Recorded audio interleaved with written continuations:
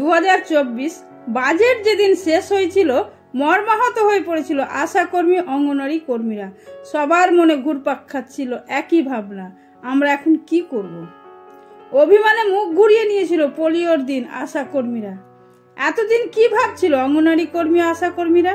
বাজেটে তাদের জন্য আমিষ নিরামিষ কিছুই ছিল না। মুখ ঘুরিয়ে বসেছিল রাজা মন্ত্রীরা। কিভাবে উপেক্ষা করে চলে যায় সরকার কিছুই বেতন না বাড়িয়ে। ওরা কি লড়াই করতে গিয়েছিল সেদিন? আশা অঙ্গনওয়াড়ি কর্মী পথ অবরোধ করে বোঝানোর চেষ্টা করেছিল মুদ্রাস্ফীতির কথা মাথায় রেখে আমাদের জন্য কিছু করা উচিত ছিল।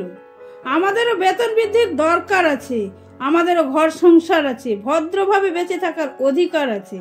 তা না হলে নিজের ঘর সংসার ছেড়ে কেউ পথে নামতে যায়? এ ছিল কিছু অসহায় আশা অঙ্গনওয়াড়ি কর্মীদের আর্তনাদ। কিন্তু এখনকার রাজনীতির বুকে বিবেক নেই। সস্তায় নিয়ে ইউজ অ্যান্ড থ্রো। কাজ না করেও দিক না লক্ষ্মীর ভান্ডারকে, চাকরি দিয়ে দিক না। শুধু মোবাইল কেন, বিনা পয়সাতে ছাত্রদের দিয়ে দিক মোবাইল, মোটরসাইকেল কিংবা আরো শ্রী শ্রী শ্রী। কিন্তু অঙ্গনওয়াড়ি কর্মীদের মোবাইল দরকার, সেটা তো দিতে হবে। অর্ধেক মাসের ফুয়েল বিল দিয়ে গোটা মাস রান্না করাতে বিবেকে বাঁধে না? মাঝে মাঝে ডিমের মার্কেট রেট বেশি হয়ে যায়, তখন কি সরকারের কিছুই করণীয় থাকে না? এত এত কাজে ব্যবহার করে কি অঙ্গনওয়াড়িদের 8,000 আর আশাদের আরো কম বেতন দেওয়া হয়? তাদের জন্য বাজেটে সরকারের কিছুই ভাবার ছিল না। এই কথাটা বোঝাতে গিয়ে পথে নামতে হয়েছিল। কষ্টের কথা সরকারকে বলবে না তো কাকে বলবে?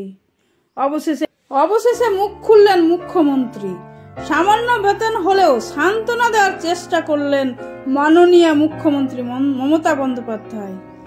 আশাকর্মী অঙ্গনওয়াড়ি কর্মীদের বেতন তেমন না বাড়লেও একটু আদর করে সান্ত্বনা দেওয়ার চেষ্টা করলেন আর বললেন, বুকের মধ্যে কষ্ট রেখো না, তোমরাও কিছু নাও।